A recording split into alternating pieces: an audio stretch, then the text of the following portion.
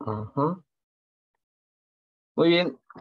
Buenas, buenas noches con todos, chicos. Mi nombre es Juan Tina de la Cruz. Soy ayudante de la sección de Anatomía Humana Clínica Quirúrgica de la Universidad Nacional Mayor de San Marcos. ¿Ya? El día de hoy vamos a ver un tema relacionado a abdomen, que en este caso vendría a ser el continente, ¿no? El continente con respecto a este gran capítulo que es bastante extenso y a veces a algunos se les complica. A mí mismo se me complicó cuando estaba llevando el curso de anatomía, pero he preparado la presentación para más o menos guiarnos de tal forma que no solamente les pueda servir en su estudio, sino que cuáles son los temas esenciales que ustedes deben de tener en cuenta, ¿ya? Entonces vamos a empezar con pared abdominal. A ver, listo. Entonces, cuando nosotros estamos hablando de abdomen, en general, a ver, esto de acá. Cuando nosotros estamos hablando de abdomen, debemos de tener en consideración cómo podemos abarcar los diferentes temas que vamos a encontrarnos al leer este capítulo bien amplio, ¿no? Vamos a tener en cuenta la topografía, ¿ya? Ya. Vamos a tener en cuenta la topografía, los relieves que nosotros vamos a encontrar a ese nivel, la segmentación abdominal, que eso les va a servir bastante a la hora de llevar clínica en sus ciclos regulares, saber cuáles son los puntos de referencia y qué estructuras se encuentran en las regiones más profundas. Después de ahí debemos de tener en cuenta la pared abdominal, tanto estas paredes van a estar constituidos netamente por una estructura ósea en la parte posterior y en la parte anterior ligeramente, y también, sobre todo, por músculo, ¿ya? Entonces, por eso nosotros vamos a clasificar a los músculos del abdomen como los músculos de la pared anterolateral y los músculos de la pared posterior del abdomen, ¿bien? Luego vamos a tener en cuenta sobre las formaciones aponeuróticas que se van a formar a partir de las expansiones, de las últimas expansiones de estos músculos. Se van a generar una serie de expansiones. Dentro de ellas, las más importantes son las que van a estar constituyendo el estuche de los rectos y el conducto inguinal como tal. Estas van a ser dependencias de los músculos, sobre todo de aquellos que se encuentran en la pared anterolateral del abdomen. Las dependencias aponeuróticas de la pared posterior del abdomen constituyen más al tema del capítulo de dorso, ¿ya? Haré una pequeña mención con respecto a cómo está distribuido la expansión aponeurótica en la pared posterior, pero va a ser muy sutil, ¿ya? Luego, en cavidad abdominal, ya hablando propiamente, debemos de considerar los límites, cuáles van a ser los límites, de dónde a dónde va el peritoneo, es decir, el revestimiento de esta cavidad. Vamos a tener en consideración los órganos abdominales que van a estar que se van a encontrar ahí y cómo estos se relacionan mediante el peritoneo, ¿ya? Luego debemos de considerar, evidentemente, los grandes vasos, teniendo en consideración las arterias, la irrigación para la cual va a ser usada y el drenaje venoso de estos órganos y a dónde van a ir a desembocar. Luego debemos de tener en consideración también el plexo lumbar, es decir, la principal inervación que va a venir a partir del plexo lumbar, también en algunos ramos de los intercostales, pero sobre todo el plexo lumbar. Y también el drenaje linfático, que siempre debemos de tenerlo en cuenta cuando revisamos cualquier capítulo con respecto a anatomía, ¿ya? Entonces, estos son los tópicos, al menos he tratado de clasificarlo en estas tres porciones, y dentro de estas tres he tratado de subdigregarlas para que tengan más o menos un marco general de cómo pueden abarcar el capítulo de abdomen, ¿ya? Bien, entonces, como les mencionaba, con respecto a la topografía, lo que debemos de recordar siempre del abdomen es que es una región que se va a encontrar justamente entre el tórax, ¿de acuerdo? Entre el tórax, a este nivel, y entre la pelvis, ¿de acuerdo? Entre la pelvis, a este nivel. Entonces nosotros en la parte externa, lo que vamos a ver va a ser una serie de relieves, sobre todo musculares. Por ejemplo, acá vamos a tener algunos relieves del músculo serrato mayor, ¿de acuerdo? Del serrato mayor. Luego vamos a tener los relieves con respecto a los músculos rectos a este nivel en la parte anterior. Vamos a tener justamente a este nivel la proyección de la espina ilíaca anterosuperior, que va a ir una estructura tendinosa que va a ir justamente hasta el pubis, a la cual nosotros vamos a denominarla como el ligamento inguinal, que esa es una de las dependencias aponeuróticas que vamos a ver en el capítulo, ¿ya? Luego vamos a una serie de relieves musculares, y que estos van a demarcar nuestro límite externo, al menos superficialmente, topográficamente, con respecto a la cavidad, a la pared abdominal, ¿ya? Listo. Entonces, como les mencionaba, cuando nosotros vamos a estar viendo esta primera parte, debemos de tener en cuenta la topografía y también la segmentación abdominal. Entonces, la segmentación abdominal va a darse a partir de puntos de referencia. Esta segmentación abdominal, hay diferentes formas de clasificar externamente el abdomen. Algunos usan cuadrantes y otros usan segmentos, que es diferente. Los segmentos son 9 en total, ya como lo estamos viendo acá. Estos segmentos abdominales vamos a tener puntos de referencia. Entonces, en la parte superior, para ver las dos líneas verticales, vamos a tener como punto de referencia en la parte superior la línea media clavicular, ¿ya? Ustedes tocan su clavícula, tocan el punto medio en la clavícula y van a trazar una vertical. Pero esa vertical, ¿hasta dónde va a ir? Va a ir directamente, o se va a relacionar justamente entre el ligamento inguinal, en el punto medio del ligamento inguinal. Entonces, a cada lado, esos vértices van a formar nuestras líneas verticales para los segmentos abdominales. ¿Bien? Luego, en la parte superior, esta otra recta, ¿de acuerdo? Que se le conoce como la recta subcostal,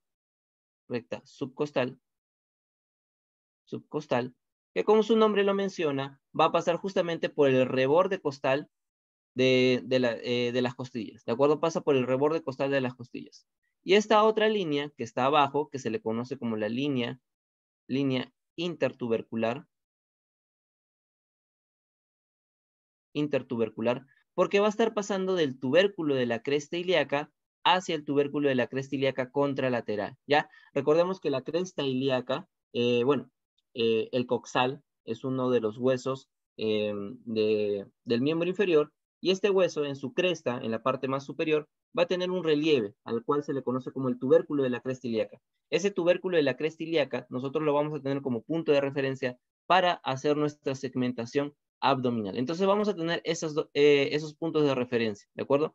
Dos líneas, la línea subcostal que va a pasar por debajo del reborde costal y la línea intertubercular para las dos líneas horizontales. Y hacia las líneas verticales vamos a tener como punto de referencia la línea medio clavicular y el punto medio del ligamento inguinal, ¿ya? Entonces se nos van a estar formando una serie de segmentos en total, ¿de acuerdo? 9 segmentos en total. En la parte superior vamos a tener al epigastrio, ¿de acuerdo? Al epigastrio. Luego vamos a tener hacia la derecha, vamos a tener el hipocondrio, ¿de acuerdo? El hipocondrio derecho. Vamos a tener el hipocondrio izquierdo.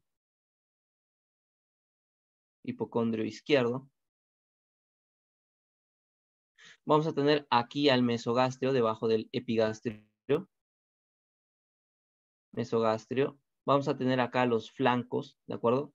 Flancos izquierdo y flanco derecho. Vamos a tener al hipogastrio en la parte inferior. Hipogastrio. Y vamos a tener a la fosa ilíaca izquierda, y a la fosa ilíaca,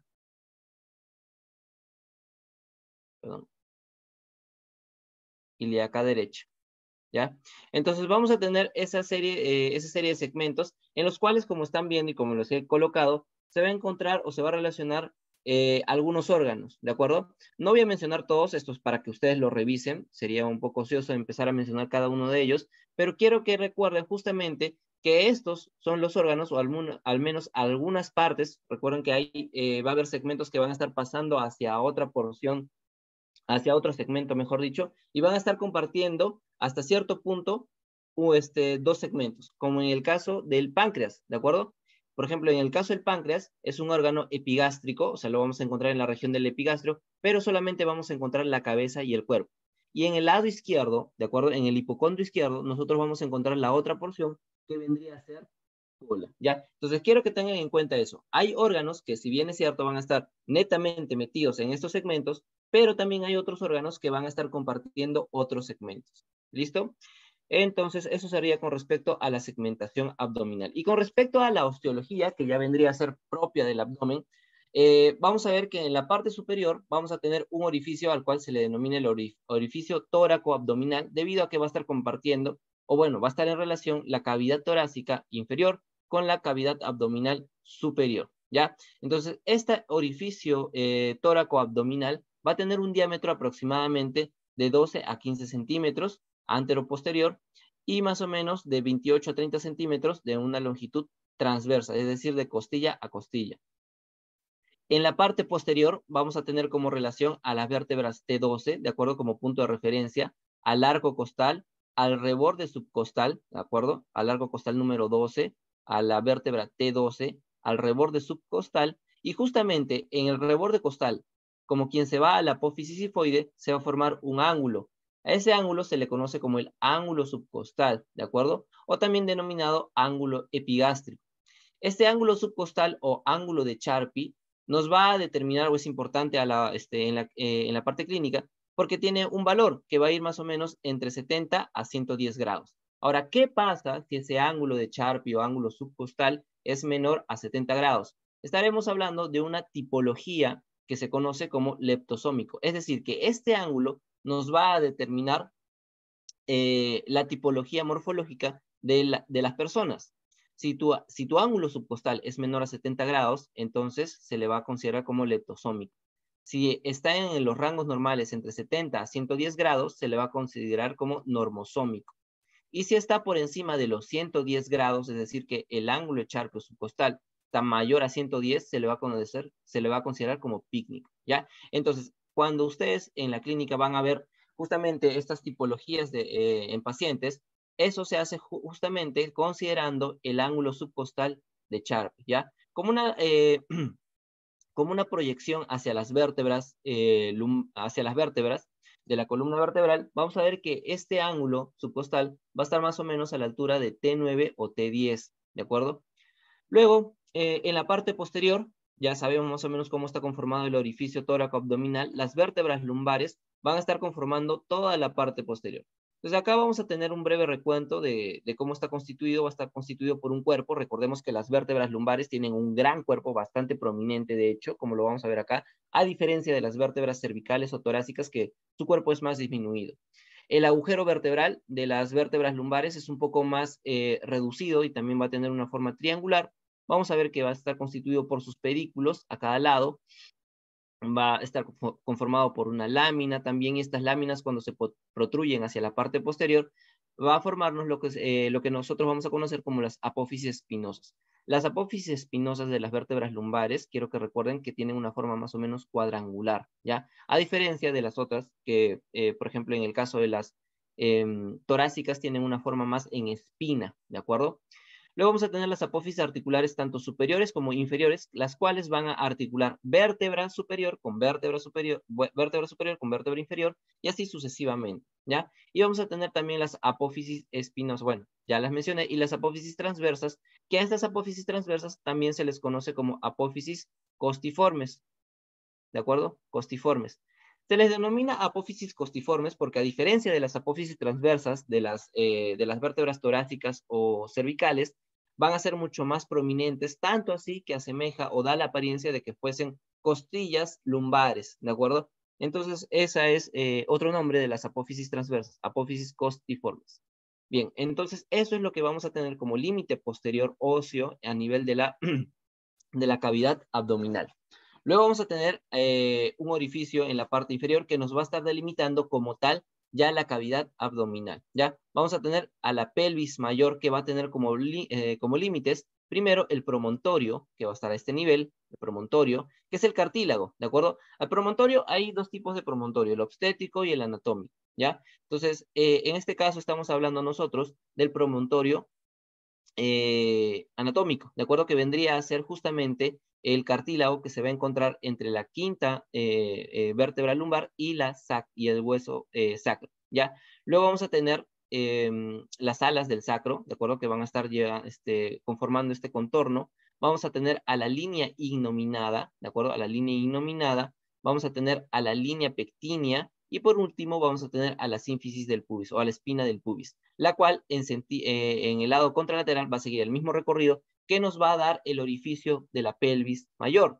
Ahora, ¿por qué es importante tener en cuenta estos límites que les estoy mencionando? En la parte superior tenemos el orificio tóraco-abdominal y en la parte inferior vamos a tener al orificio pélvico o a la pelvis mayor. Porque cuando nosotros vamos a hablar de abdomen como tal, la cavidad abdominal como tal no tiene un límite como tal, ¿de acuerdo? Porque es un continuo con la cavidad pélvica, porque el peritoneo va a estar envolviendo también estructuras que se van a encontrar en la cavidad pélvica. Entonces, propiamente, se habla de una cavidad abdominopélvica, ¿de acuerdo? Se habla propiamente de una cavidad abdominopélvica debido justamente a que no hay un referente óseo que nos diga de acá a acá es abdomen o de acá a acá es pelvis. ¿Por qué? Porque van a estar compartiendo órganos como los intestinos que van a estar justamente en relación con algunos órganos de la cavidad pélvica, ¿ya? Bien, entonces quiero que tengan en cuenta eso, ¿ya? Se dice en general cavidad abdominopélvica. Siempre vamos a estar hablando de ello, ¿listo?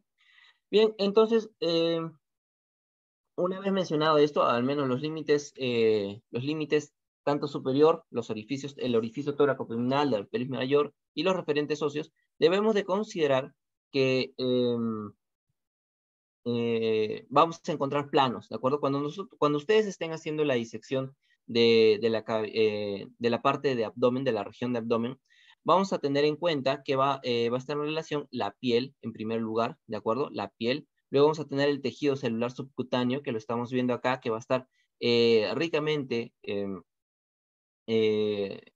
vamos a tener una serie de plexos venosos que se van a encontrar justamente en relación con este tejido celular subcutáneo. Luego vamos a tener el sistema de fascia y músculo que vamos a encontrar en las partes más profundas. Vamos a tener al tejido preperitoneal justamente antes de entrar a la cavidad abdominopélvica. Vamos a tener el peritoneo parietal, o sea, ese es el peritoneo que va a estar recubriendo a la cavidad abdominopélvica. Y por último, a la cavidad propiamente, donde se van a encontrar o se van a alojar los órganos, ¿ya? Entonces, esta piel, ¿de acuerdo? Esta piel va a estar inervada, va a tener una inervación sensitiva a partir de los nervios intercostales, desde el octavo hasta el 11º nervio intercostal. También va a recibir inervación sensitiva a través del nervio subcostal, del hilio hipogástrico y del hilio inguinal. ¿Listo? Bien, entonces recordemos cuáles son los nervios que van a estar inervando al menos sensitivamente la pared abdomino, las paredes abdominales, ¿ya? Acá vamos a tener justamente, estos vendrían a ser los nervios intercostales, ¿de acuerdo? Octavo, desde el octavo hasta el noveno. Vamos a tener al subcostal, que vendría a ser este en realidad. Ramas, ¿no? Ramas sensitivas del nervio subcostal. Vamos a tener al hilo hipogástrico, que justamente está saliendo por acá. Al hilo inguinal, que está saliendo justamente por debajo del ligamento inguinal, ¿de acuerdo? Entonces vamos a tener esos como inervación sensitiva. Listo. Ahora, ¿qué vamos a ver propiamente ya, yéndonos a músculos como tal? ¿De acuerdo? Vamos a ver la pared, los músculos de la pared abdominal. Vamos a clasificarlo en dos grupos musculares, ¿de acuerdo? Aquellos que son acintados, a los cuales vamos a denominar músculos planos, ¿de acuerdo? Músculos planos, y a otros a los cuales se les va a denominar músculos anchos. Dentro de los músculos acintados o músculos largos acintados, vamos a tener a dos, los cuales van a ser el recto mayor del abdomen y el músculo piriforme o piramidal también denominado, ¿ya? Algunos lo mencionan como piramidal o también como piriforme, ¿ya? Y dentro de los músculos anchos vamos a tener a los músculos que van a estar cubriendo tanto la pared anterior como la pared lateral de la cavidad abdominal, ¿de acuerdo? De la cavidad abdominopélvica, mejor dicho. Entonces, estos músculos van a ser el oblicuo mayor, el oblicuo menor y el músculo transverso, cada uno con su particularidad y con sus funciones respectivas, ¿ya? Entonces, ¿qué vamos a tener? Las inserciones que nosotros vamos a ver con respecto al músculo recto del abdomen va a ser a través de tres lengüetas musculares que se van a dar a nivel torácico, a nivel superior. A nivel del quinto cartílago, cartílago costal, a nivel del sexto y del séptimo cartílago costal. Van a emitirse unas lengüetas musculares, ¿de acuerdo? Estas lengüetas musculares, incluso hay ocasiones en las cuales pueden llegar hasta la apófisis sifoides, van a tener como punto de origen en esta región. Y a nivel inferior, mediante un tendón medio cuadrilátero, se va a insertar a nivel del cuerpo del pubis, que este se va a encontrar justamente entre la línea pectínea, ¿de acuerdo? Que ya lo había mencionado, y también la espina del pubis. Como se están viendo justamente en la línea pectínea, o un poco más arriba, en la parte superior de la línea pectínea, se va a insertar este ligamento cuadrilátero que va a formar parte del recto del abdomen. ¿Listo?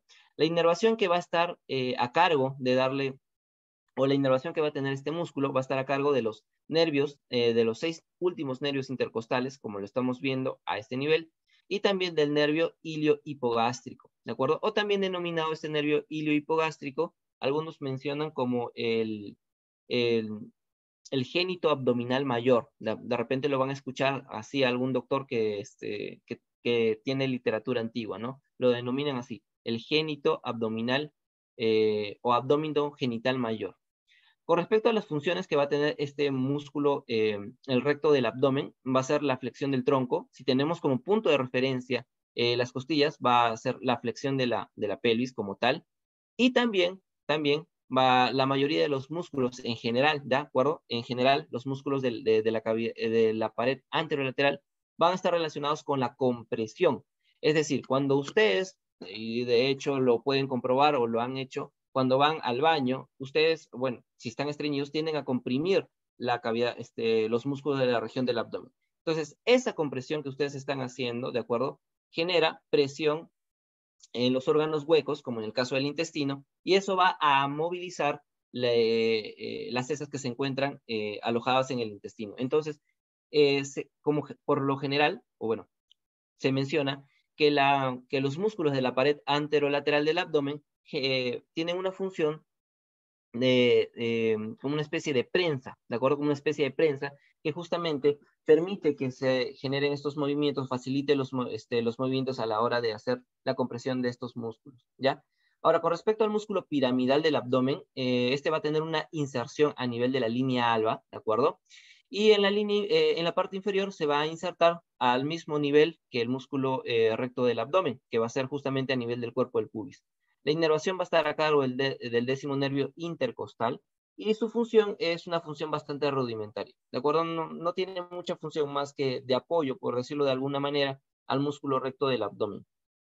Bien. Luego vamos a tener al músculo oblicuo mayor del abdomen, que vendría a formar parte de los músculos anchos del abdomen, y estos va a tener una inserción, de acuerdo, dos tipos de inserciones, a nivel superior y a nivel terminal.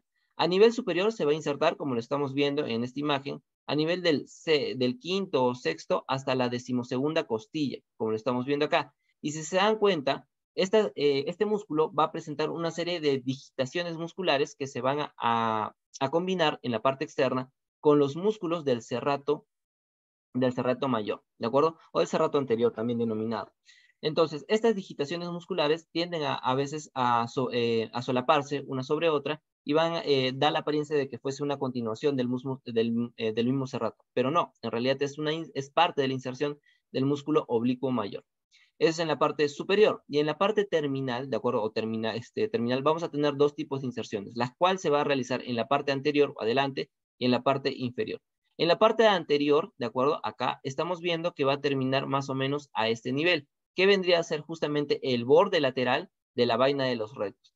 Esta diferencia de coloración que ustedes están viendo, el músculo es este, que nosotros podemos identificarlo claramente por las fibras musculares que presenta. Pero esta estructura que tiene una apariencia medio tendinosa es justamente la expansión aponeurótica de los músculos, sobre todo de los músculos anchos, es decir, que son una expansión aponeurótica del músculo oblicuo mayor, del oblicuo menor y del músculo transverso.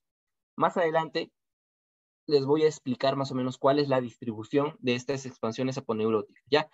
Pero eh, como término general, el músculo va a terminar en la parte anterior a nivel del borde lateral de la vaina de los rectos. A nivel inferior vamos a tener dos tipos de inserciones, las cuales se va a dar a nivel medial y a nivel lateral. A nivel medial va a estar cerca a la línea media, es decir, a este nivel, en la cual vamos a ver justamente que se va a insertar a nivel de la línea del pubis, del cuerpo del pubis, y estos también van a generar la dependencia a nivel inferior, la dependencia aponeurótica que va a generar el músculo oblicuo mayor, va a estar en relación con los pilares del anillo inguinal, ¿de acuerdo? Va a formar tanto el pilar medial, el pilar lateral y el pilar posterior. No se hagan bolas con lo que les estoy mencionando respecto a pilares, porque hay una lámina que vamos a hablar estrictamente de eso, ¿ya? Pero tengan en cuenta eso. Va a estar en relación con el cuerpo del pubis, va a insertarse en los pilares del anillo inguinal y también en las fibras intercrurales. Y en la parte lateral, es decir, más o menos a nivel de esta región, se va a relacionar tanto con la cresta ilíaca, como lo estamos viendo a este nivel, en el labio externo, ¿de acuerdo?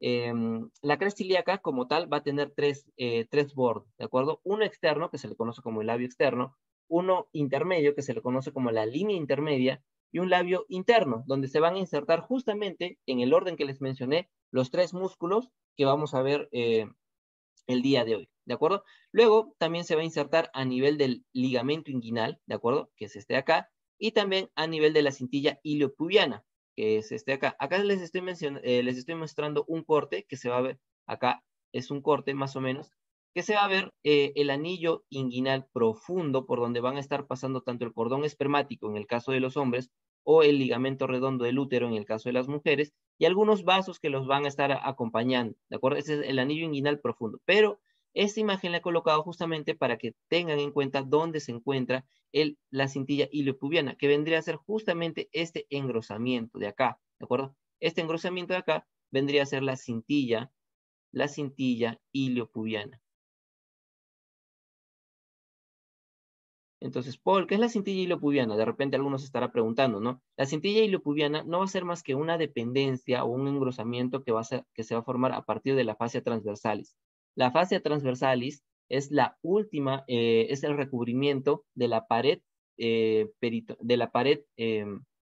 abdominal anterior, pero en la región posterior, y esta fascia transversalis va a estar cubierta también por peritoneo, ¿ya? Listo, entonces esa va a ser nuestra cintilla iliopubiana. Y este otro engrosamiento que están viendo acá, en la parte inferior, es propiamente el ligamento inguinal. Este ligamento inguinal es una dependencia aponeurótica del músculo oblicuo mayor del abdomen. Recuerdo que en un examen que tuvo la base anterior, la base 21, en un examen les habían colocado eh, em, el ligamento inguinal. Sí, si no mal recuerdo, el ligamento inguinal. A partir de qué dependencia aponeurótica se genera el ligamento inguinal? Entonces, la respuesta ahí era que a partir de la dependencia aponeurótica del músculo oblicuo mayor del abdomen, ¿ya? Entonces, tengan en cuenta eso. La inervación que va a tener este músculo va a estar a cargo de los 4 últimos nervios intercostales y también del plexo lumbar. A partir de este plexo lumbar se van a formar estos nervios que les había comentado, el hilo hipogástrico, que vendría a ser este nervio de acá, este vendría a ser el hilo hipogástrico, y el hilo inguinal, que vendría a ser este de acá. Como estamos viendo, el hilo hipogástrico va a perforar parte de la fascia tóraco-lumbar, que se encuentra en la parte posterior, se va a meter entre este músculo, que vendría a ser el transverso del abdomen, y el oblicuo menor, y luego va a salir hacia el oblicuo mayor, es decir, va a pasar por la cara interna del oblicuo mayor. Y por otro lado, que tenemos este hilio inguinal, va a estar recorriendo justamente todo el reborde de la cara interna del músculo transverso y profundamente va a llegar también al músculo oblicuo mayor, ¿ya? Entonces, ese va a ser el recorrido de los dos nervios. Ojo, como les mencioné, al hilio hipogástrico, algunos doctores, algunos docentes lo suelen considerar como los abdominogenitales o genitoabdominales mayor en el caso del hilio hipogástrico y abdominogenital menor en el caso del hilio inguinal, ¿ya? Para que lo tengan en consideración y lo anoten por ahí en algún lado, ¿ya? Ahora, con respecto a las funciones que va a tener este músculo, ¿de acuerdo? Va a ser la inclinación homolateral, es decir, si un músculo, estamos hablando de un músculo cuando se activa, ¿de acuerdo? Si te inclinas homolateralmente hacia la derecha, es decir, cuando estás haciendo tus ejercicios, de acuerdo de calentamiento, cuando te inclinas, va a ser justamente por acción del músculo homolateral, del músculo oblicuo mayor del abdomen, del mismo lado. También va a estar en relación con la rotación contralateral, ¿de acuerdo? Es decir, si yo quiero girar mi abdomen hacia el lado derecho, el músculo que se va a activar va a ser el oblicuo mayor, pero del lado izquierdo. Por eso se está hablando con relación a la rotación contralateral, ¿ya? También está implicado en la flexión del tronco. Está también, como les había comentado hace un momento, todos los músculos de la pared anterolateral del abdomen van a estar relacionados con la compresión abdominal. ¿Listo? Bien. Con respecto al oblicuo menor del abdomen, el oblicuo menor del abdomen va a tener sus inserciones musculares a nivel de las apófisis espinosas a nivel de las vértebras lumbares en la parte posterior, ¿ya? También va a estar relacionado con la fascia tóraco-lumbar y en la parte interna, a nivel de la parte inferior, como les había comentado, va a estar insertado a nivel de la cresta ilíaca, a nivel de la línea intermedia, como les había comentado hace un momento. Y en la parte anterior va a estar insertada a nivel del ligamento inguinal. Esas van a ser sus inserciones posteriores. A nivel terminal, este músculo va a separarse en fascículos. Un fascículo posterior, fascículo anterior y fascículo medio. Con respecto al fascículo posterior, este va a ir justamente desde el tercer o quinto, desde los tres o los 5 últimos cartílagos costales. Es decir, se va a relacionar justamente en el reborde, ¿de acuerdo? En el reborde. Ahora, claro, en el reborde justamente de los cartílagos costales. Luego, el fascículo anterior va a ir justamente al cuerpo del pubis y al tendón conjunto. Una aclaración con respecto al tendón conjunto. Nosotros vamos a estar hablando del tendón conjunto solamente, solo y solo si vamos a ver que tanto la aponeurosis, ¿de acuerdo? La aponeurosis del oblicuo menor y del músculo transverso se peguen, ¿de acuerdo? Si estos están separados o son independientes, no vamos a hablar de tendón conjunto. Solamente se habla de tendón conjunto cuando la aponeurosis a nivel de la sínfisis del pubis se encuentran unidos, tanto del oblicuo menor como del músculo transverso del abdomen, ¿ya? Con respecto a los fascículos medios, ¿de acuerdo? A los fascículos medios, vamos a ver que va a estar en relación con la aponeurosis del músculo oblicuo menor, ¿ya? Sí, a este nivel, justamente a este nivel, que va a ser una continuación que este también va a formar parte del estuche de los rectos. Con respecto a la inervación, va a ser igual que el anterior músculo, con los 4 últimos nervios intercostales, y también va a estar relacionado, va a estar inervado por el plexo lumbar, por medio del nervio iliohipogástrico y el nervio ilioinguinal. Igual las funciones va a estar en relación con la inclinación homolateral y la rotación contralateral, la extensión, ojo, este está hablando de la extensión del tronco. Ahora, ¿por qué? Las fibras que nosotros vamos a ver con respecto al oblicuo menor, como estamos viendo, ¿qué dirección van a tener? Van a tener una dirección desde la parte anterior hacia la parte posterior, va a tener una dirección oblicua, ¿de acuerdo? Una dirección oblicua, pero de la parte anterior hacia la parte posterior. Sin en cambio, si nosotros nos damos cuenta con respecto al oblicuo mayor, también es oblicua, tiene fibras oblicuas, pero está yendo desde la parte posterior hacia la parte anterior, ¿de acuerdo? Si se dan cuenta, es como si fuesen dos músculos que están yendo en direcciones opuestas. De ahí que el músculo oblicuo mayor está más relacionado con la flexión del tronco, mientras que el oblicuo menor está relacionado con la extensión del tronco, justamente por la disposición de sus fibras musculares, ¿ya? Y bueno, como todo músculo de la pared anterolateral va a estar relacionado con la compresión abdominal. ¿Listo? Acá justamente, acá hay un ejemplo. Acá tenemos superficialmente al oblicuo mayor, acá tenemos al oblicuo menor y este es el músculo transverso. Esta región, esta condensación que se está formando justamente entre el músculo transverso y el oblicuo menor que está acá, se le conoce como el tendón conjunto, ¿de acuerdo? Esa condensación aponeurótica que se va a dar a nivel inguinal se le va a conocer como tendón conjunto, entre los músculos oblicuo menor y el músculo transverso del abdomen. Ahí es cuando nosotros podemos denominar recién tendón conjunto o la os inguinal, ¿ya? Cualquiera de los dos términos vale. Ahora, con respecto al músculo transverso del abdomen, ¿ya? Las fibras musculares, a diferencia de los otros, no va a tener un sentido oblicuo, sino que va a tener un sentido transversal, casi horizontal, como estamos viendo en estas fibras musculares. Entonces, ¿cuáles van a ser sus inserciones de origen y terminal? El origen de este músculo, como lo estamos viendo, va a ser a nivel de las apófisis transversas desde la vértebra T12 hasta la L5. Va a estar también adosado a la fascia tóraco-lumbar, a la cresta ilíaca, pero ojo, al labio interno, ¿ya? Entonces, recuerden esa relación que les había mencionado. labio externo, labio intermedio y labio interno. En el labio externo tenemos al oblicuo mayor, en el labio intermedio tenemos al oblicuo menor y en el labio interno vamos a tener al músculo transverso del abdomen. También va a estar insertado a nivel del ligamento inguinal, va a estar también relacionado con las últimas 6 costillas, pero va a verse o va a insertarse en su cara interna, es decir, por dentro de las costillas. Entonces, al igual que el oblicuo mayor, que tenía algunas digitaciones musculares que se combinaban o se entremezclaban con las del serrato anterior, en la parte interna, este músculo transverso se va a relacionar, o sus digitaciones musculares se van a entrelazar con este músculo, que es el diafragma, ¿de acuerdo? Con el diafragma. Entonces, la musculatura, o bueno, las digitaciones musculares del músculo transverso del abdomen se va a combinar con algunas fibras musculares del diafragma. A nivel terminal, este músculo va a terminar en una línea que se le conoce como la línea semilunar de Spiegel, que no es más que el inicio de la condensación aponeurótica de este músculo. ¿Y cuál es esa línea? Aquí la tenemos. Esta vendría a ser la línea semilunar, y si se dan cuenta, pues tiene la forma de una semiluna, ¿no?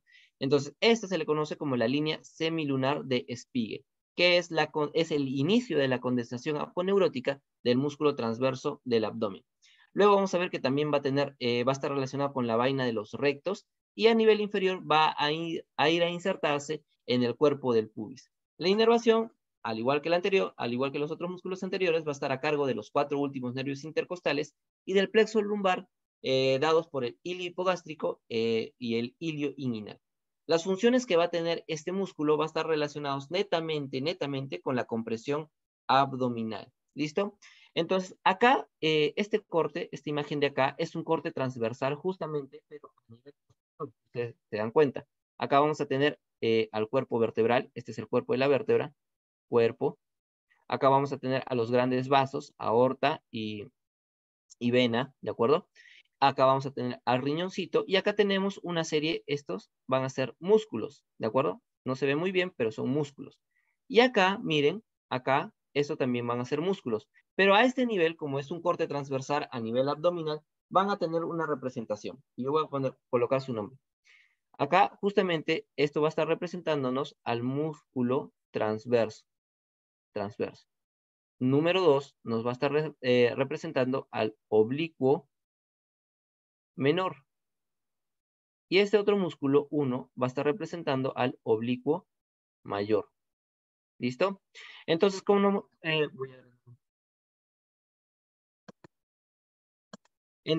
estamos viendo en esta imagen, ¿qué es lo que sucede? El oblicuo mayor, ¿de acuerdo? El oblicuo mayor, o también denominado, algunos le denominan oblicuo externo, y al oblicuo menor le denominan oblicuo interno, ¿ya? Son sus otros dos nombres. Entonces, el oblicuo mayor, ¿qué pasa? Estamos viendo, ¿sí se ve que estoy señalando el músculo? ¿Me confirman, por favor?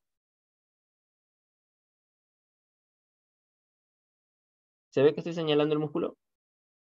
Al oblicuo mayor. Ya, genial. Listo. Para que se entienda la explicación.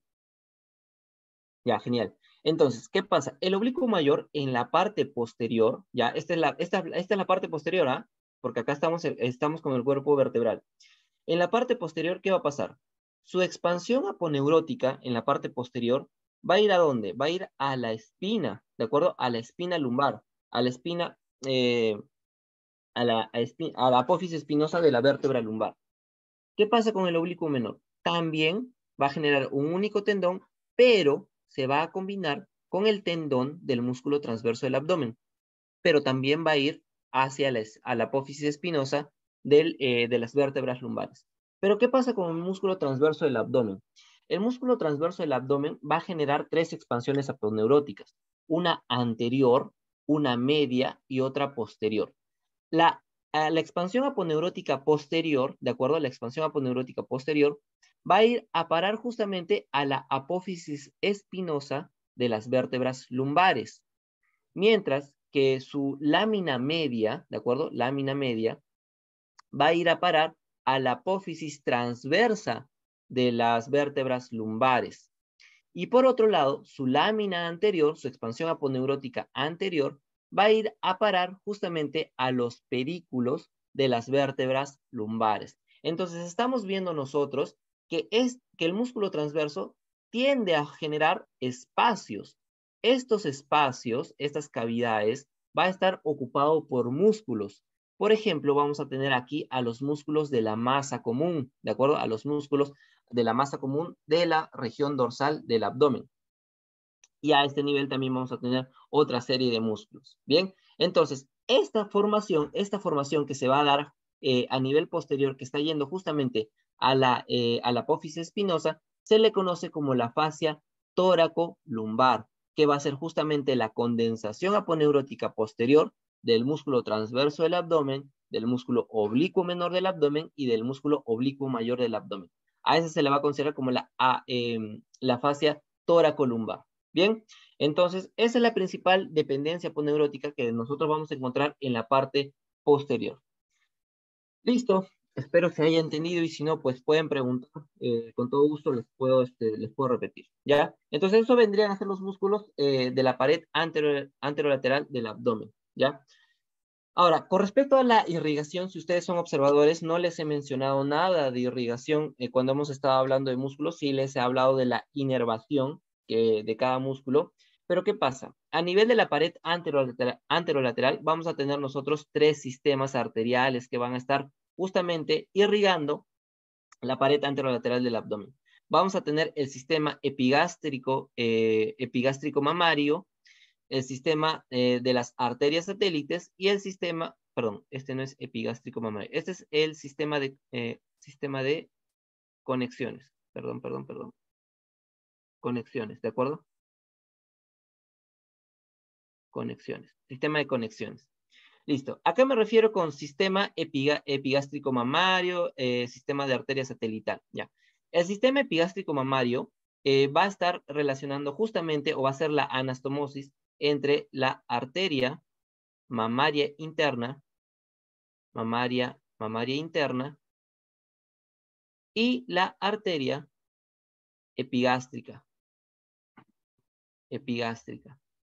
¿Cuáles son esas arterias? Ya, la arteria mamaria interna, nosotros debemos recordar que sale de la arteria subclavia, acá, y va a ir justamente por la parte posterior de los cartílagos costales, a nivel de los cartílagos costales. Pero una vez sale de los cartílagos costales, o bueno, termina de salir de tener como límite de referencia los cartílagos costales, y se va a convertir en la arteria epigástrica superior.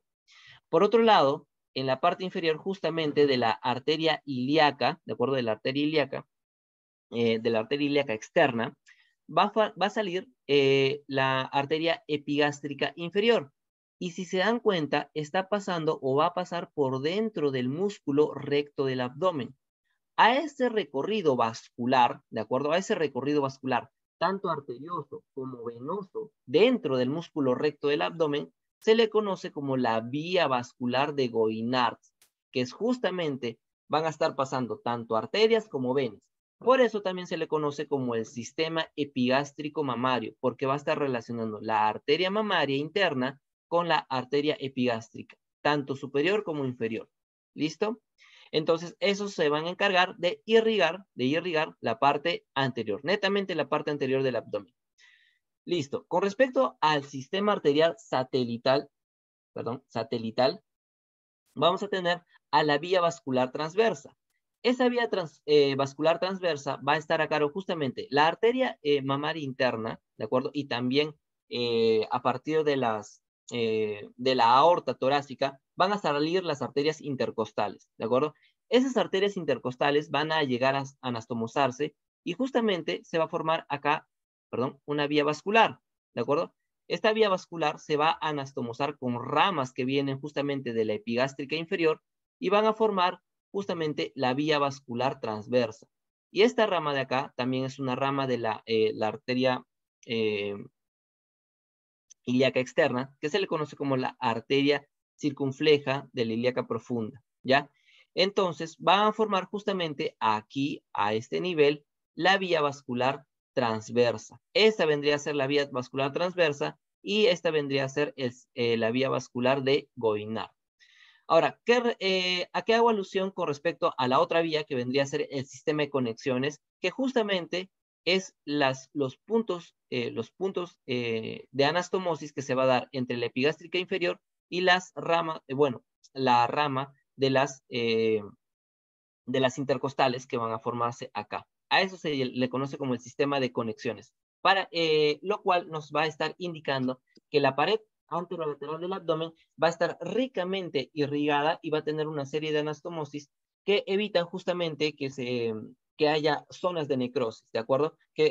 Por lo cual todos los músculos, tanto de la pared anterolateral del abdomen como de la pared anterior netamente, van a estar bien irrigados. Acuérdense de estos tres sistemas, ¿de acuerdo? Sistema epigástrico mamario, sistema de las arterias satélites, porque justamente van a estar acompañando a los nervios intercostales, y del sistema de conexiones que se va a dar entre cada una de las arterias, ¿ya?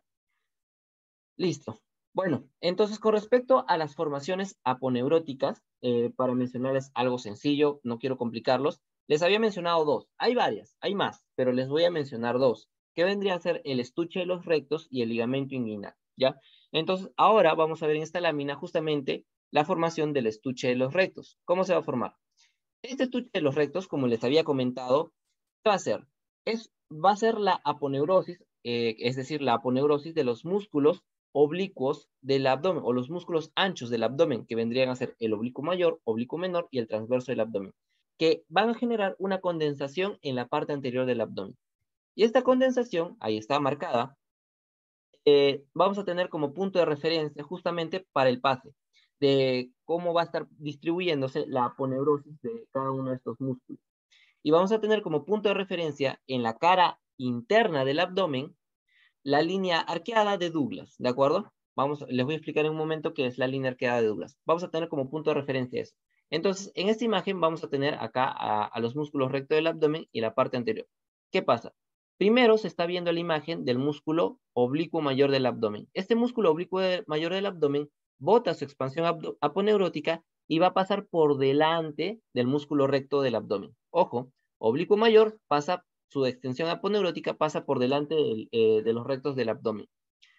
Luego tenemos aquí al músculo oblicuo menor, ¿de acuerdo? O oblicuo interno. Justamente antes de llegar al borde lateral del estuche de los rectos, se va a desdoblar en dos láminas, una lámina anterior y una lámina posterior. La lámina anterior evidentemente va a pasar por delante del músculo recto del abdomen, y la lámina posterior va a pasar por la parte posterior del músculo recto del abdomen. Y entonces esos van a constituir nuestra lámina anterior, la aponeurosis del músculo oblicuo externo del abdomen, la aponeurosis del músculo oblicuo interno del abdomen, pero su desdoblamiento anterior. Y en la parte posterior vamos a tener este último músculo, que es el transverso del abdomen, que va a botar su aponeurosis también, que esta aponeurosis va a pasar por la parte posterior del músculo recto del abdomen, ¿ya? Y ahí tenemos justamente la fascia transversalis. Entonces, la lámina posterior va a estar constituida por la aponeurosis del músculo transverso del abdomen, la aponeurosis del músculo oblicuo interno, pero el desdoblamiento posterior, y por la fascia transversalis. Pero, eso no va a ocurrir a lo largo de todo el recto del abdomen. ¿Qué porción? Los tres cuartos superiores, vamos a tener esta primera disposición que les he mencionado. Es decir, que la lámina anterior va a estar constituido por esta aponeurosis y por esta aponeurosis. Y la lámina posterior por esta aponeurosis y por esta aponeurosis y por esta fascia transversal. Pero solamente los tres cuartos superiores. ¿Qué pasa en el cuarto inferior? ¿Cuál va a ser su distribución? Va a ser la siguiente. Igualito, tenemos al músculo recto del abdomen, tenemos tejido celular subcutáneo y piel, y el músculo oblicuo mayor, igualito, va a pasar, su extensión aponeurótica va a pasar por delante del recto del abdomen, pero en el caso del oblicuo menor, lo que sucede es que justamente por esta línea de Douglas, ¿de acuerdo? A partir de la línea de Douglas, ¿qué es lo que sucede? La lámina, el desdoblamiento posterior del oblicuo menor va a pasar hacia la parte anterior, solamente hacia la parte anterior. Y el músculo transverso del abdomen va a pasar también por la parte anterior. Entonces, si se dan cuenta, la aponeurosis de los tres músculos por debajo de la línea de Douglas va a pasar solamente por delante del músculo recto del abdomen. ¿Y qué va a pasar en la parte posterior? Simplemente va a estar constituido por la fascia transversalis, ¿de acuerdo? Únicamente por la fascia transversalis. Entonces, esa va a ser la disposición o cómo se distribuye las aponeurosis del estuche de los rectos, ¿de acuerdo? Acuérdense, 3/4 superiores, vamos a tener justamente esta distribución, la primera distribución, y el cuarto inferior vamos a tener la otra distribución. Ahora, ¿cuál va a ser el contenido, de acuerdo? El contenido de justamente del estuche de los rectos, pues evidentemente vamos a tener al músculo recto del abdomen, al músculo piramidal y a los vasos epigástricos, tanto superiores e inferiores, que van a formar la vía vascular de Goynard. Ahora, las dependencias que se van a formar a partir de justamente el entrecruzamiento, como lo estamos viendo en la parte media, se va a formar la línea alba, ¿de acuerdo? La línea alba. Es decir, ¿qué es la línea alba? De repente ustedes le van a preguntar en algún momento. La línea alba no es más que el entrecruzamiento de las extensiones aponeuróticas de un lado y del otro. Es decir, que las fibras se van a estar cruzando justamente en ese punto medio y eso es lo que se va a conocer como la línea alba. También vamos a tener el ligamento interfobiolar, ¿de acuerdo? Este ligamento interfobiolar va a ser justamente una continuación del ligamento, perdón, de la arcada de Douglas, acá. Esta condensación, ¿de acuerdo? Esta condensación fibrosa se le conoce como el ligamento interfobiolar, que también va a ser una dependencia que se va a formar a partir del estuche de los rectos. ¿Listo? Bien, continuamos. Ahora, bueno, ya hablamos de la dependencia con respecto al estuche de los rectos y la otra que nos queda a revisar es justamente el ligamento inguinal o lo que se forma a partir de ella, que vendría a ser el conducto inguinal. El conducto inguinal va a estar comunicando justamente la cavidad abdominal con la región testicular, ¿de acuerdo? ¿Por qué? Porque por el conducto inguinal va a estar pasando, en el caso de los hombres, en el caso de los hombres va a estar pasando el cordón espermático y en el caso de las mujeres va a estar pasando el ligamento redondo del útero. ¿Listo? Entonces, este conducto inguinal, ¿de acuerdo? Este conducto inguinal va a tener paredes, va a tener 4 paredes, 2 anillos y un contenido. Esas paredes va a ser una pared anterior, pared posterior, pared superior y pared inferior, de modo tal que va a formarse como una especie de medio cuadrado, ¿de acuerdo? Y va a tener 2 anillos, uno superficial y otro profundo. Y el contenido, pues ya lo hemos medio mencionado. La pared anterior va a estar constituido por la aponeurosis del músculo oblicuo externo, que lo estamos viendo justamente acá. Esta vendría a ser su expansión aponeurótica. Va a estar constituido también por fibras carnosas del músculo oblicuo interno y por la aponeurosis del oblicuo externo. ¿De acuerdo? Bien, en la pared superior, o sea, el techo, ¿de acuerdo? El techo va a estar constituido por el músculo. Ojo, ojo, que estoy hablando del músculo, no estoy hablando de expansión aponeurótica. Músculo del oblicuo menor, músculo transverso del abdomen y la os inguinal, que vendría a ser el tendón conjunto a partir de la formación de estos dos, de las dos expansiones de las dos expansiones aponeuróticas de estos dos músculos. ¿Bien? Luego, en la pared posterior va a estar constituido por el ligamento reflejo, perdón, por el ligamento reflejo, la os inguinal, la expansión de la vaina del músculo recto del abdomen, es decir, el ligamento interfobiolar, y la fascia transversalis, ¿de acuerdo? Que es el recubrimiento posterior particular del músculo transverso del abdomen en su cara profunda. Y en la cara inferior vamos a tener al ligamento inguinal propiamente y al tracto iliopubiano, que ya lo había mencionado. Este vendría a ser el tracto iliopubiano y este es el ligamento inguinal, ¿de acuerdo? Entonces ya tenemos limitadas nuestras paredes. Vamos a tener los anillos. En la parte superior, perdón, en la parte externa, vamos a tener pilares. Vamos a tener 3 pilares. Un pilar medial, que vendría a ser este de acá. Este es el pilar medial. Pilar medial. Acá vamos a tener el pilar. Este es el pilar lateral. Y por último vamos a tener acá en la parte posterior el pilar posterior. ¿Ya? Otra pregunta que recuerdo que vino en un examen de la base 21, cuando les estuvimos haciendo los repasos, les vino una pregunta de el pilar medial. Dependencia aponeurótica de qué músculo es. Entonces la respuesta es del músculo oblicuo mayor del abdomen o el oblicuo externo del abdomen. ¿Ya? ¿Por qué? Porque tanto el ligamento inguinal, ¿de acuerdo? Que vendría a ser la propia dependencia aponeurótica del músculo que les he comentado, también se va a formar estos pilares. Y estos pilares van a constituir justamente el anillo superficial. Va a estar constituido por el pilar anterior, por el pilar medial, por el pilar lateral, por el pilar posterior, o también denominado ligamento reflejo, y por este ligamento que está acá, acá. Entre pilar medial y pilar lateral se va a generar una región medio triangular debido a la expansión aponeurótica que va a ocurrir entre estos dos. A esta región triangular o a esta expansión aponeurótica en forma de arco se le conoce como las fibras intercrurales o también denominadas fibras arciformes porque tienen la forma de un arco, ¿de acuerdo? Entonces todas esas estructuras van a estar conformando el anillo inguinal superficial. El anillo inguinal profundo va a estar formado, va a estar constituido por la fascia endoabdominal o la fascia transversalis, que justamente va a estar acá. Esta fascia transversalis va a estar generando una condensación en la parte interna y va a formar justamente el anillo inguinal profundo, por el cual va a estar pasando el cordón espermático o también algunos vasos testiculares, ¿ya? Listo, entonces como contenido, lo que nosotros vamos a tener es la túnica celulosa y la túnica cremastérica, que es una dependencia del músculo oblicuo menor, y la túnica fibrosa, ¿de acuerdo? Que va a estar formando como tal el cordón espermático, ¿ya? Entonces, eso es lo que nosotros vamos a tener como conducto inguinal. Acuérdense quiénes van a estar formando el anillo superficial, el anillo profundo y cuál es el contenido. No es lo mismo en el hombre que en la mujer. ¿Listo? Bien, entonces ahora ya hemos hablado de los músculos de la pared anterolateral del abdomen, hemos hablado de su dependencia aponeurótica y hasta cierto punto también hemos hablado un poco de la dependencia aponeurótica de los músculos posteriores del abdomen. Entonces, en la parte posterior vamos a tener, o lo que va a constituir la pared posterior del abdomen, van a ser dos músculos importantes, que es este acá, que es, ay, caramba, el cuadrado lumbar y el músculo psoas, el psoas.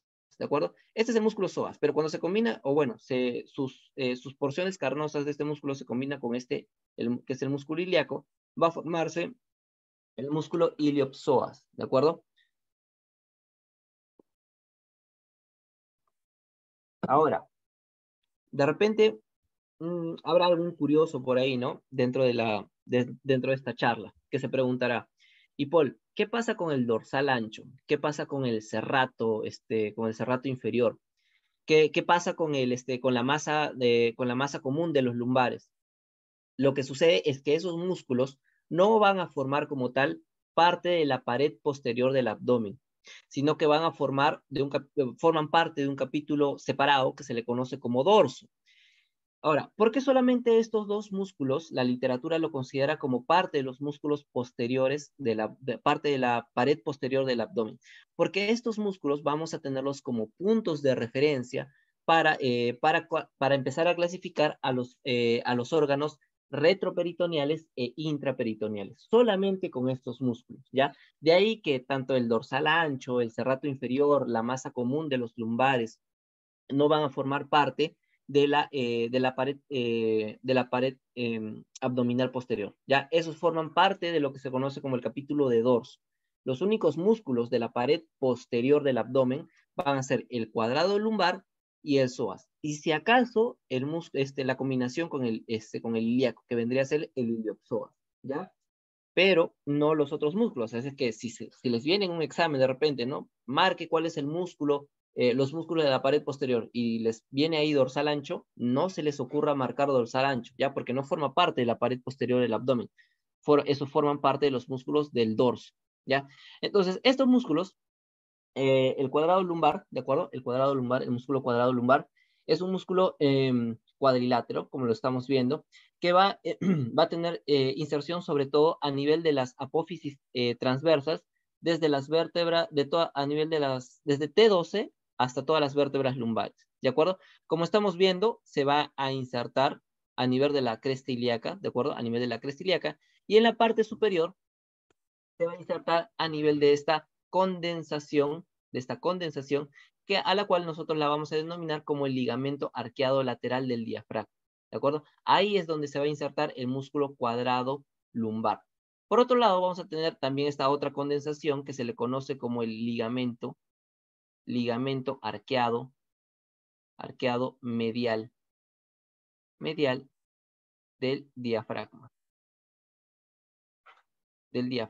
¿Ya? Entonces tenemos los ligamentos medial y lateral arqueados. En este ligamento medial, de acuerdo, en este ligamento medial, también va a ser como punto de referencia de inserción para el músculo psoas. Este músculo psoas no solamente va a tener inserción a nivel de este ligamento, sino que se va a insertar prácticamente en los pedículos, a nivel de los pedículos de todas las vértebras lumbares, como lo estamos viendo en esta imagen, ¿ya? Dentro de las funciones que van a tener estos músculos, ¿de acuerdo? Con respecto al cuadrado lumbar, se encarga de elevar la pelvis de un lado, o sea, del lado homolateral. No sé, de repente han bailado bachata, bueno, pues ese músculo, cuando ustedes están bailando bachata, es el que se activa. El cuadrado lumbar te permite hacer ese pasito de la cadera, ¿de acuerdo? Y el iliosoas, bueno, tiene función o está relacionado justamente con movimientos de la región del muslo, ¿de acuerdo? Tiene injerencia con los movimientos en la región del muslo.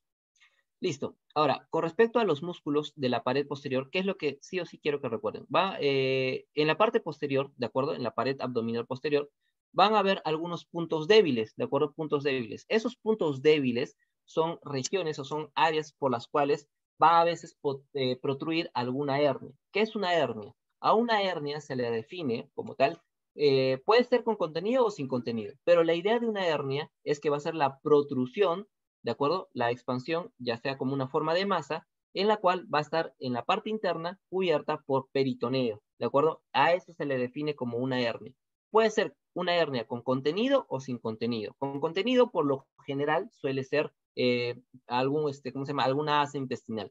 Y sin contenido, pues simplemente es la protrusión del músculo con peritoneo, con revestimiento peritoneal, ¿ya? Esa es una hernia. Entonces vamos a tener los puntos débiles en la parte posterior, a los cuales se les conoce como el triángulo lumbar subcrestal y el cuadrilátero lumbar o subcostal.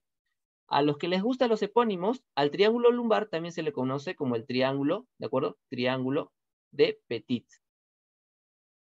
Y en el caso del cuadrado, se le conoce como el cuadrilátero de Grienfeld. Grienfeld, ¿de acuerdo? El cuadrilátero de Grienfeld. Ahora, ¿cuáles van a ser sus límites? En caso del triángulo de Petit o del triángulo lumbar subcrestal, vamos a tener como límite al músculo dorsal ancho, que vendría a ser este de acá. Vamos a tener al oblicuo mayor, que es justamente este de acá, que deja un espacio, y a la cresta ilíaca, ¿de acuerdo? A la cresta ilíaca. Y acá vamos a tener justamente nuestro triángulo de Petit, es el triángulo de Petit. Este triángulo de Petit es uno de los puntos débiles de la región posterior del abdomen, ¿de acuerdo? En la cual nosotros vamos a ver justamente al músculo oblicuo menor del abdomen. Este músculo oblicuo menor del abdomen suele protruirse a modo de hernia, ¿cómo se llama? Sobre todo cuando se realiza demasiada compresión abdominal, ¿de acuerdo? Cuando se realiza demasiada compresión abdominal.